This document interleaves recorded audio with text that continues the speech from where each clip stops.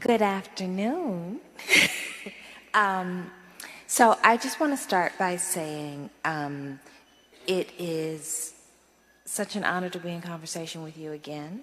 And Let Us Ascend is one of those novels. I am a reader, right? I'm a reader before I'm a writer. It's one of those works that I experience as life-changing. And I want to say a little bit about why before I ask you the first question, which is, and it's this. So, there are many novels that tackle the question of slavery and what the experience of enslavement was like. There is some, and because there are many, there are certain tropes or repetitions that one finds. This is a really distinctive account. You told me once about having a conversation with Ta-Nehisi Coates about sort of what it meant to represent slavery, and that, from that conversation you came to the conclusion that you were going to tell your particular story. It didn't have to mean to represent all of it. And so I wonder if you could talk about what Annis' story, what it is for you, how it fits in the story of American slavery, and maybe something about why it was important for you to render her story in the way, or if it just came to you fully, Is it on? Nope. Yes. Now it is. I think one of the, when I start out, when I am working on a rough draft of a book, I am not one of those writers who plans everything out and who outlines everything. I have a vague idea of who the main character is, and I have a vague idea of, of like where they might end up towards the end of the book. But writing is really a process of discovery. It's for me. And so one of one of the most important things that I discovered when I was writing Let Us Ascend, and I think discovering this helped me to figure out why I needed to tell Annis' story, and why I needed to tell it in the way that I did. Like, I discovered that the sort of central thing that she would be struggling with in her life during this particular time is grief, right? So she's struggling with like different iterations of grief throughout this. She's grieving her lover, she's grieving her mother, she's grieving the landscape that she once knew, she's grieving the community that she was a part of, right? And as she's like traveling south from the Carolinas and heading here to New Orleans, and then even like once she's here, right, in this area, there's still fresh griefs, right, that happen for her, right? And that was really, I think that was very powerful for me, because it helped me to understand that even though the circumstances under which like she was living, how they're like very particular, to her time and to her situation and to America at that time, that she's just a person doing the best that she can with what she's given, right? And navigating grief after grief after grief after grief, and then just choosing to live in spite of the grief and the grief and the grief and the grief. And I think that's something that I needed to discover, right? Like I think I needed to go on that journey with Annis because I needed to come to that realization myself. Yeah. I mean, I think, those of us who, who live with the intimacy of grief over periods of time, you realize, I don't know if I thought about this before, but that grief, it doesn't go away. It becomes a familiar. It sort of becomes, it becomes part of you. And then that question, and it's part of what makes this very particular story universal, because that actually is what it means to you live with it. It's not going to come. We're not going to come out on the other side.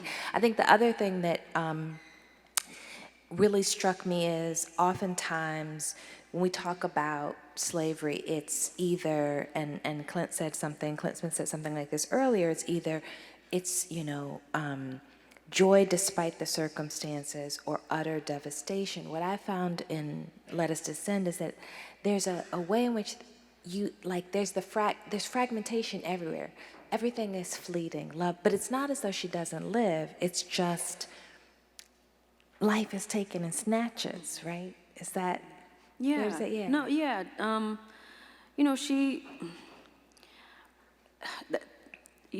So that conversation that you're referring to that I had with Ta-Nehisi Coates was really helpful for me, when I was in the sort of early stages of writing this book. And I remember one of the things that he said to me, because I was interviewing him about The Water Dancer, which was his novel about an enslaved person. And one of the things that he said was he said something like, like each enslaved person, they had their own wants, their desires, their secret pleasures. Like maybe perhaps one of them liked to sit in the sun at a certain time of day, right, when they could like snatch a few minutes or a few seconds for themselves and just like feel the sun hit their face, right? And so I think that it was that was really helpful for me to hear that, because I think it helped me to remember, right, that again, like I'm writing about a person, right? I'm writing about a person who has her own daydreams and wants and desires, right? Like even if she is living through this very brutal, moment in her life, still there, she has her own hopes and and her own like small pleasures that she sort of rests from the life that she's been relegated to. Do you that just came to me, it wasn't what I was going to ask, but do you see her face when you think about her? Yes. Yeah. She's real, like she's very, it's your people are present. Yeah. I think so. I mean, I'm probably, well, I'll just say this, because I don't want to spoil it. Right? Okay. But a lot of people have asked if she's tied to my other books, right? Yes. If she's tied to Bois Sauvage, and she is. Okay. So I guess that's, Yes. my roundabout way of answering your question. Yes, okay. Like she is, I think, reflective of the people who I write about. I was, it's funny because when the first time I read Let Us Descend, which I've now read 3 times, I thought, I was like, okay, Jesmyn is doing a historical work, but actually all of your work is historical.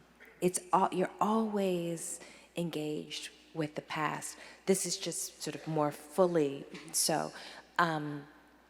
So I wanted to ask, and I know you did a lot of research, but how do you occupy the past, right? As part of the creative process, but also, I mean, maybe even as sort of thinking about your mission as a writer today. Yeah, I mean, I my high school history education was not great. I didn't learn much of anything about, about chattel slavery, about the civil rights movement, about the history of of America, of the South. Yeah. I remember listening to my history teacher like deliver these really long lectures about like the Romans. Right. And nothing, and it did at the time, like none of it. I don't know. I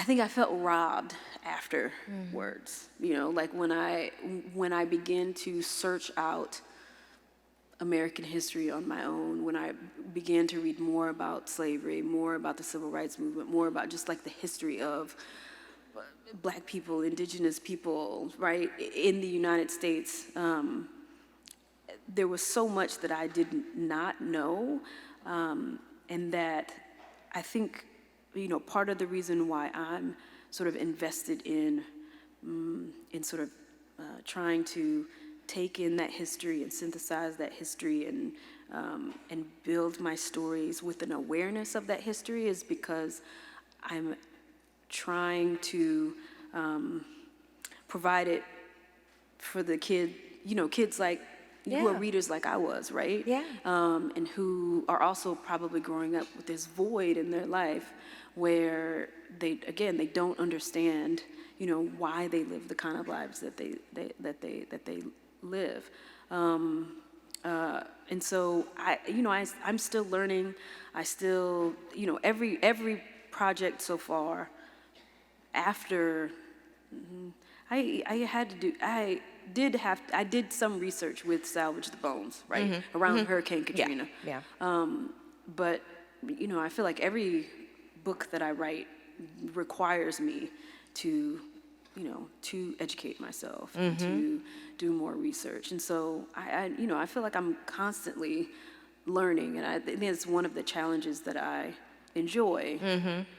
In the creative process. Yeah, and I think that in some part of your genius is that there's the everyday of life, right? That there is tastes and desire, and then there is clearly the research that provides the foundation, and then there's the kind of epic, mythical quality that always appears, right?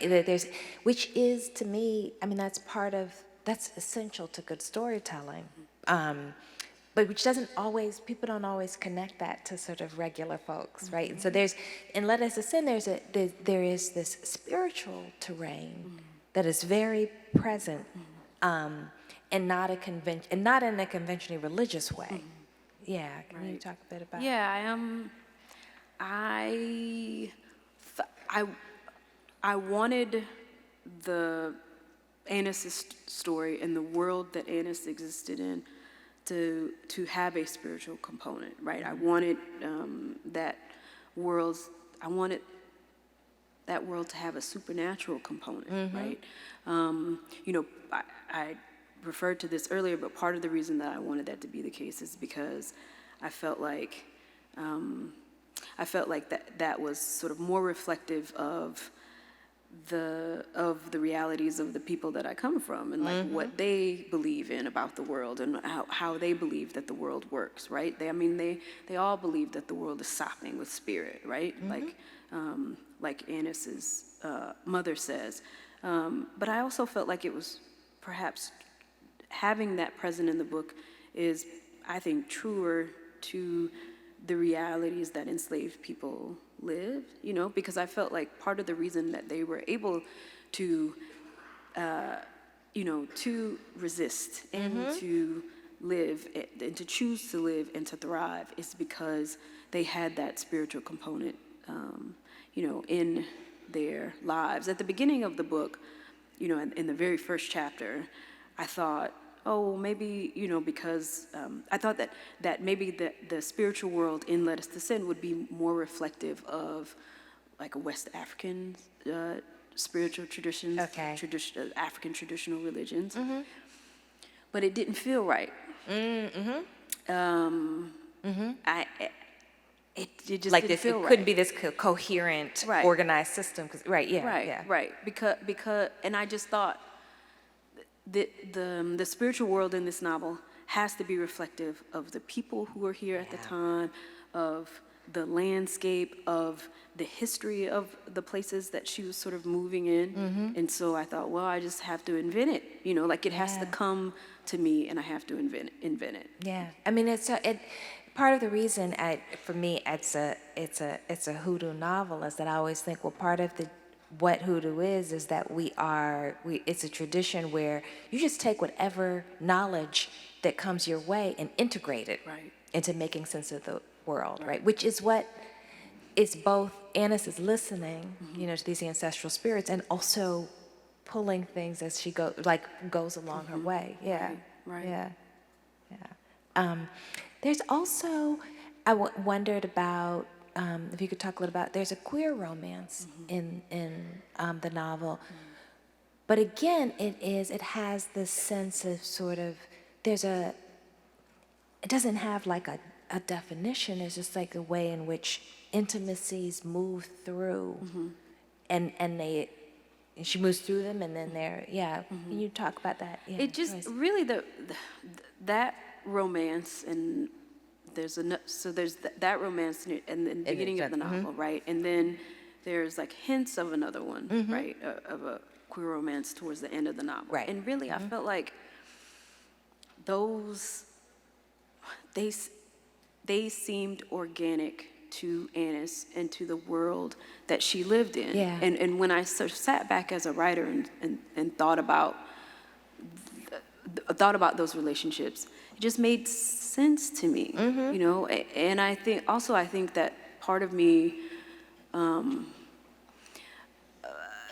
is erasure is always something that bothers me, right?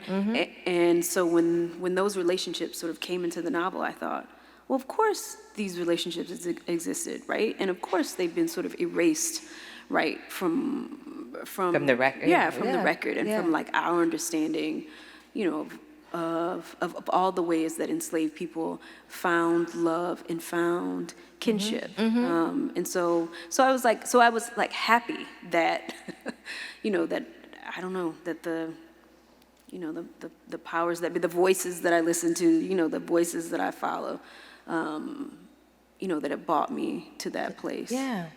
I mean, it's funny because one of the things that I think criticisms that often come from a particular direction are that, there's this effort to be politically correct, as opposed to what I think is truer and actually honest about human beings is we observe the world around us, what we learn now, and then it helps us think about the past in more honest ways. Right. Yeah. Right. And Yeah. I mean, there were moments, especially with the first relationship. So Annis has a relationship with another girl named Safi, is her age, after her mother is sold away from her, after she's separated from her mother. And so she's in like the fresh, hot sort of flush of grief. Yeah. Of grief, life and but it's grief, grief, right? yeah. So it's like this strange combination where she's like discovering desire, right? And discovering what it feels like to have someone who cares for her romantically, and who is not a parental figure, but who is a caregiver to her, and who sees her, as fully as a person, right? At the same time that she's like going through one of the hardest moments of her life, where she's been separated from her mother, and where she doesn't know if she'll ever know what happened to her mother, or if she'll ever see, her mother again. So there was this moment where I was writing it, and she says that she's sort of in two places at the same time, right? So she's like feeling this longing and this, and this just pull for her, this longing for her mother, right? At the same time that she is, that she's experiencing like these moments of intimacy, right? With this girl, who she loves. And that just, that. it's so real. Right. There was so much texture in that moment. So I mean, I definitely did not approach, those storylines or try to sort of integrate those storylines into the world to, I don't know, to be politically correct. It just, that's who she was, Yeah. Yeah. Shifting gears a little bit, can we talk about what, maybe a little bit about what the journey of this novel has been with you, for you? You had the Oprah moment, which is a totally different world for a writer, right? I mean, you just take, it's like you have all of the accolades of the sort of extraordinary, said literary achievement, accolades, awards, and that's a different arena. Right. Right. I mean, because you're suddenly you have to perform in this world that is just very alien to you, right? How do you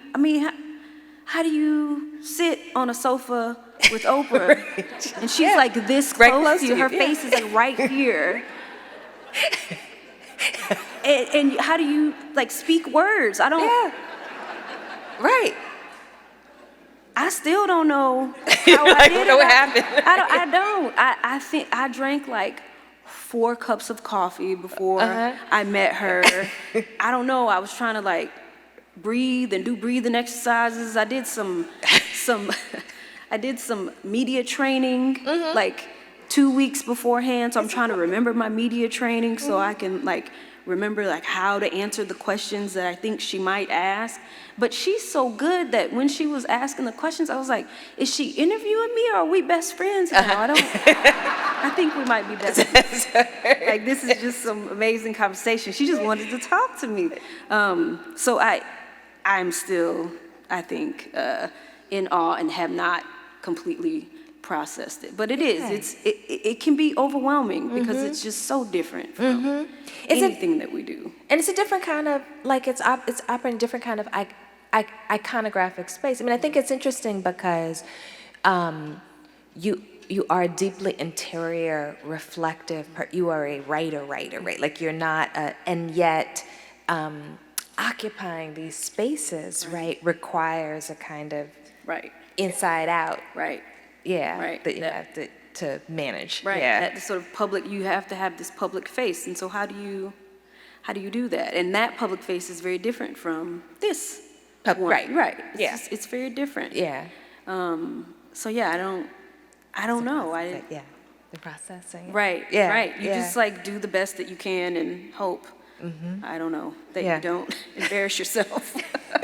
You did not. You were phenomenal.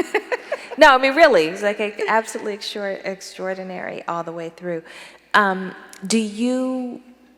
What did you learn about yourself in the process of this book? Not just in terms of writing, but I think in the entry of this book into the world that was different, perhaps.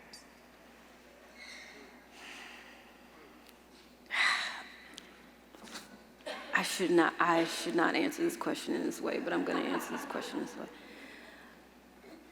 I didn't realize how much I had internalized this idea that this is a competition. I really had. I think, lost sight in some ways of why I do this, right? At least during the reception of the work. Right? Yeah. And I don't think that I realized how much validation, I think, and how much my confidence was like based on the kind of validation that I was like getting from outside, right? From the reviews and the awards and the, and the nominations and the acknowledgments. And because the rollout of this book, the reception was a little different, right? I mean, overwhelmingly, it was mostly overwhelmingly positive, right? But there were some outliers, and those outliers shook me. Yeah, and they get into They do to the point where, like, now I'm working on a book, my next book, right? And it's very different from anything that I've ever written because it's a middle grade / YA book, right? So totally different audience. I've never written for this audience before. I feel like I don't know what I'm doing. I love it though, but I don't know what I'm doing.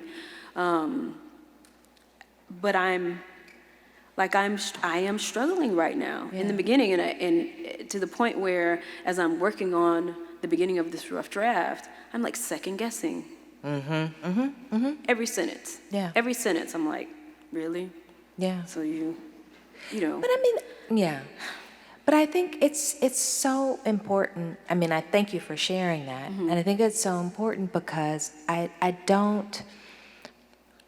think the courage to step into another arena when you have done a particular kind of work that has gained all of the accolades and recognition, and you want to push in a different direction and push further in some ways, is actually sort of that is the apex of what it means to be an artist, right? And so the courage, though, also means that there are people who will say, this is not what we expected of you. You're supposed to do things this way.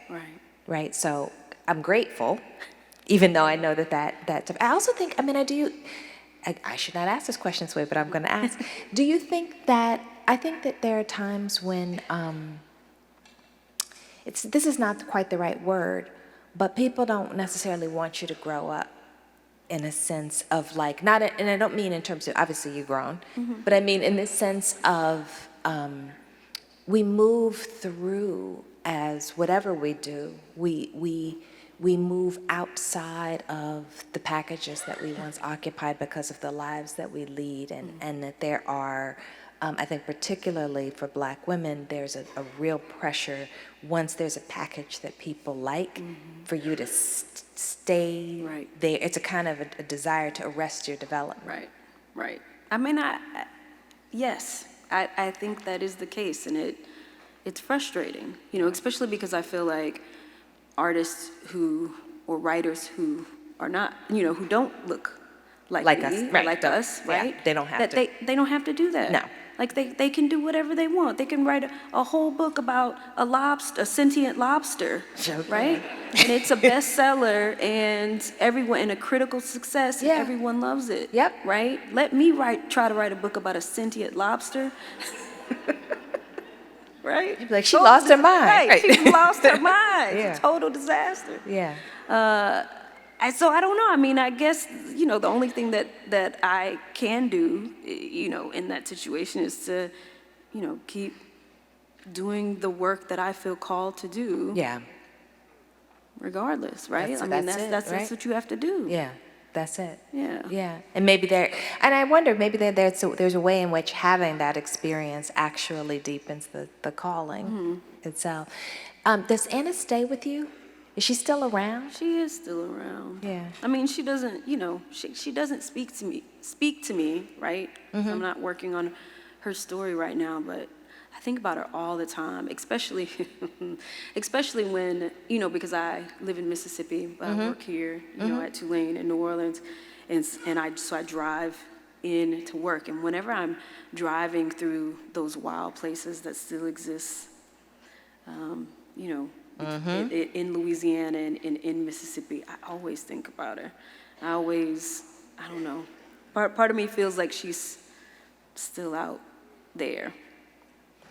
Yeah. I mean, she probably is. Right?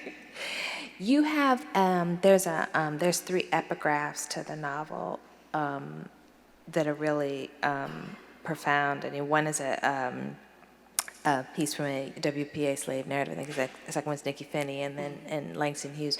Do you read other writers? I mean, I know you read history, but are you reading other writers as you write, or does that? And also, I want to ask about music, too. Well, so when I'm working on novels, I try to avoid reading literary novels. Yeah, okay. Because I'm afraid of the influence, right? But I read a lot of poetry. I read a lot of nonfiction. And I read in other genres, right? So I read pop lit, I read romance, I read sci-fi, I read fantasy, I read, middle grade YA books. Like I try to read sort of widely, outside of whatever genre that I'm writing in. Although this time as I said, I'm working on this middle grade YA book where I sort of, like I said it before, I feel like I have no idea what I'm doing. But this time I'm actually reading sort of YA and middle grade at the same time that I'm working on the rough Understand draft. the form, right? Yeah, Like, yeah, right. yeah. And I'm still sort of afraid of the influence, but I'm really grateful. Like I just finished P, and I'm gonna mispronounce his name, P. Jelly Clark. Is that okay. Ring Shout? Okay. It's fantastic. It's fantastic. It's one of those books. It's a white book. It's amazing. It's one of those books that I'm like, man, I wish I had written that. You know. Yeah. So, but yeah, it's fantastic. So, you know, and I learned a lot. So that's what I'm doing right now. I'm actually like reading in the genre that I'm attempting to write. Music? I Because I will say, because there's music. This novel had less music present in it than the previous one. Right. Like where it's explicit references. Right. Yeah. Right. And part of the reason that that is the case is because, you know, I in the beginning of my career, I wanted to have at least one epigraph, you know, from like a Southern hip hop artist. And at the beginning of each of my books, right? Which I love that. Yeah. And because I felt, because at the time, you know, like I grew up, you know, and Outkast was, you know, we got no respect, right? Yes. You know, the Andre 3000 is like the South got something to say, right? And that was controversial, right? And no one respected our skills at all, right? As storytellers, as writers, as artists. And so I wanted to, I don't know, pay my respects in my work, right? And I guess share, you know, with my readers, right, how, I don't know, how formative and important, right, you know, that kind of music has been in my life, right? You know, and how it sort of helped me navigate the world, and in the same way that books did, like how it helped me to feel seen, right? Yes. But then when we got to Sing Unburied Sing, I had a quote all picked out from Big Crit, one of Big Crit's songs, and then my editor was like, well, you're big enough now. Right, you're too big. Right, for that, you're right. too big. Like we can't, I mean, early in your career this was okay, but now it's like we have to like seek out, you know, not only permissions, but we have to clear it with like all the writers, and so, and you have to pay for it, and I was willing to do that, but then we got to a point where it was like, they contacted the fourth person who had contributed to the song, and that person was like, what about royalties? And I was like, I don't think I can do this anymore. So I didn't. But it's very sad to me that I can't, you know, I guess, reference that kind of creative work and, you know, I don't know, and shout it out in my work, because I still love it. I feel like it's in the tapestry of the work, though. Yeah? Even if it's not such, like, yeah, I mean, I do think, and I don't know, I mean, I think for me, hip-hop is, because it's where you actually heard people talking about storytelling, about like, it actually was very important for, I think, for writers, you know, of our generation to have, it's actually was a model of writing that was intimate, too. So I feel like it's present. Right. But I was wondering if you felt, because their sound is very present in Let Us Descend. Like, there's a lot of sound. Yeah. And I guess I was wondering if you were was it more sort of listening to the environment as you moved through the landscape, or were there forms of music that shaped what you did there? So there weren't necessarily forms of music that shaped what I did, but in this book, you know, I'm always trying to like evolve and grow as a writer, right? One of the things that I've always been invested in my work is like the musicality of my prose, right? How the sentences sound, how the sentences build on one another, how the paragraphs sound, how, you know, a page sounds, right? To the point where when I get, when I'm in my later drafts, like I'll read it out loud, right? Yeah. Because I have to hear it. I have to hear the music, right, of the line, the music of the words, the music on the page. And with this book, with Let Us Descend particularly, I put more work into that building the book sentence by sentence, paragraph by paragraph, than I have with any of my other books. It's a jazz novel. I mean, you can hear the move, and it's the pacing of the sentences and the sound of the sentences, but it's also the way you capture the environment, right, in the rupture. So, yeah, it's really powerful in that respect. Yeah. Do you? Well, I know middle grade is next, but what is there something that you're yearning to do that you are not yet, or that you are looking for? So I'm working on the middle grade novel now, YA novel. I don't know what it's going to be. I can't even talk about it because I don't know exactly what. This makes me feel so much better because I'm trying to do one and I'm way over my head. Right. So if you feel that way too, I'm like, okay, it's okay for me to feel above my, yes. Okay. And then after that, I think I'll have an essay collection that's coming out. Oh, yeah. So that will be different. I've never, published an essay collection. But then I have 2 ideas for novels that I don't know. They're really nebulous. One idea I've had for a while, where I've wanted to, because I think about, my parents told me a lot of stories about Hurricane Camille, right, which happened in 1969. And so I thought about, I think a lot about what that experience of that sort of devastating hurricane was like for them, right? And at the same time, I think about everything that was happening in this country at that time. Right? And it just seems like a moment. I love speculative fiction. I love post-apocalyptic fiction. And I just feel like if there was ever a time where where people might have felt like the world had come to an end, right? And where the world did come to an end in many ways, it was definitely in 1969. Yeah. So I've been thinking about writing a story that, that takes place then for a long time, but I don't know. I don't know. Yeah. It's still, I think it's still percolating in the back of my brain. And I wrote